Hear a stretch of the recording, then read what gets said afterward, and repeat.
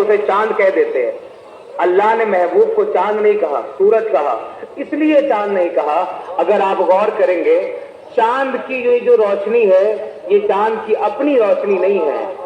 چاند جو چمکتا ہے, چاند کی چاندنی جو آپ رات میں دیکھتے ہیں, یہ اس کی اپنی روشنی نہیں ہے, یہ روشنی وہ سورج سے ادھار لے رہا ہے. سورج جب ایسے مومنٹ پہ پہنچتا ہے اور اس کی روشنی اس گیلیکسی پر پڑتی ہے جس کو ہم چاند اور مون کہتے ہیں, تب وہ روشن ہوتا ہے. اس لیے جب سورج یہاں سے غروب ہو جاتا ہے تب چاند نظر آتا ہے. چاند کی روشنی اپنی نہیں ہے, اسی لیے اللہ نے گوارا نہ کیا کہ اپنے محبوب کو چاند کہو, کیونکہ اس کا نور کسی سے ادھار لیا نہیں ہے, وہ تو سراپا نور ہے, دنیا کو نور بانٹنے والا ہے. کہا تمہیں چاند نہیں, پھر آج ہم منیرا بنا کر کے بھیجا ہے, چمکتا ہوا سورج بنا کر کے بھیجا ہے. خود بھی چمکتے ہو اور عالم کو بھی چمکاتے رہتے ہو.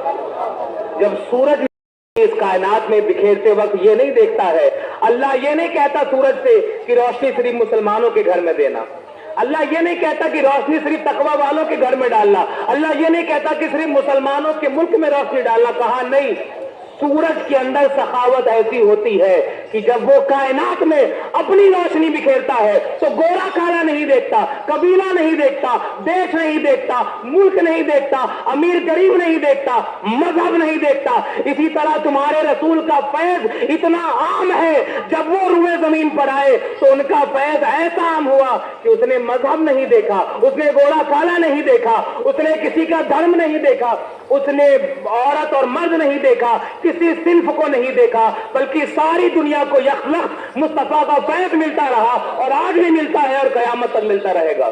محمد رسول اللہ سراجم منیرہ بن کے کائنات میں تشریف لائے اور سارے عالم کو اپنی رحمت کے نور سے منور کر دیا.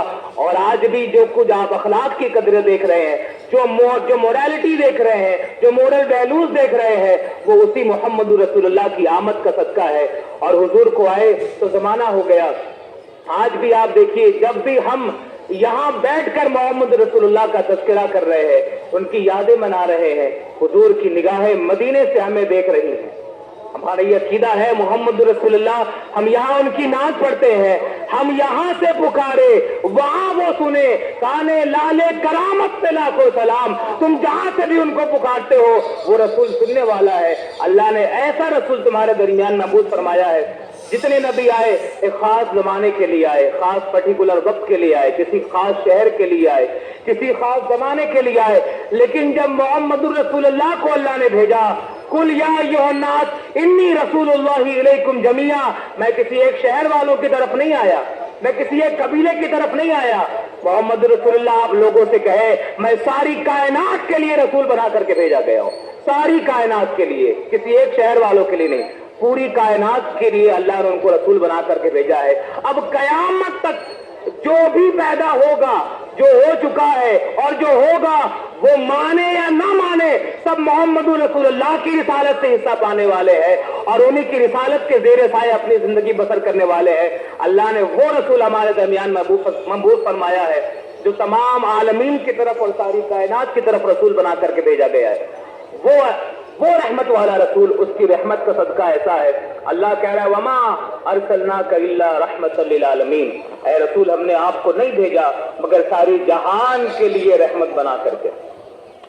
رحمت کسے کہتے ہیں؟ رحمت کے اندر پیس کا معنی ہے, دیا کا معنی ہے, محبت کا معنی ہے. اور جب اللہ اپنے آپ کا تعارف کراتا ہے قرآن مجید میں تو وہ کہتا ہے الحمدللہ رب العالمین الرحمن الرحیم, کہ اللہ وہ ہے جو تمام عالمین کا رب ہے اور وہ بہت زیادہ رحم فرمانے والا. دیکھنا چاہتے کوئی وجود ہو جسے دیکھ کر کے ہمیں پتا چلے کہ ہاں یہ تیری رحمت ہے اور ہم اس کے سائے میں آ جائیں. اللہ کوئی ایک وجود ایسا ہو, اللہ نے کہا ہاں پریشان نہ ہو, نبی آخر الزمان کو بھیجوں گا, وہ میری رحمت کا سراپا وجود ہو.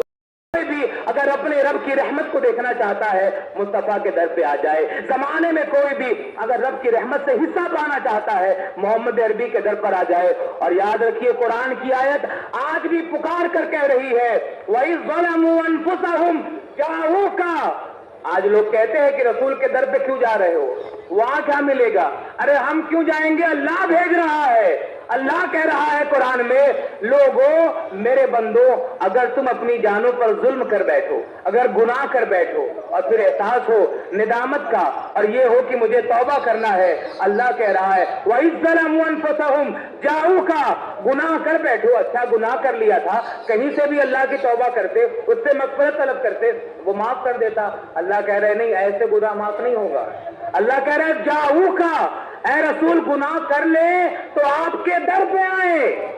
جب یہ امت کے لوگ گناہ کر لے جاؤ کا تو آپ کی بار تم الرسول، اور اے رسول آپ بھی ان کے لیے توبہ کریں، آپ بھی ان کے لیے مغفرت کی دعا کریں۔ پہلے تو رسول کے در پہ بلایا گیا، کیا اللہ کی توبہ کافی نہیں تھی؟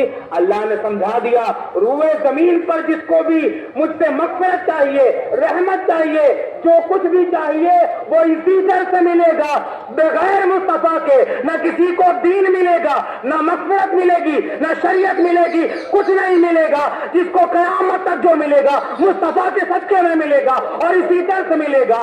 تو آؤ اسی در پر، آؤ مصطفیٰ کے در پر، جب تک ابھی جان باقی ہے، سانس باقی ہے، اگر ابھی دل قرار نہیں پا رہا ہے تو آ جاؤ، ورنہ موت کے بعد زندگی جب ختم ہو جائے گی، قبر میں جاؤ گے، تب پھر افسوس کرو گے اور چاہو گے کہ کاش زندگی میں مان لیا ہوتا۔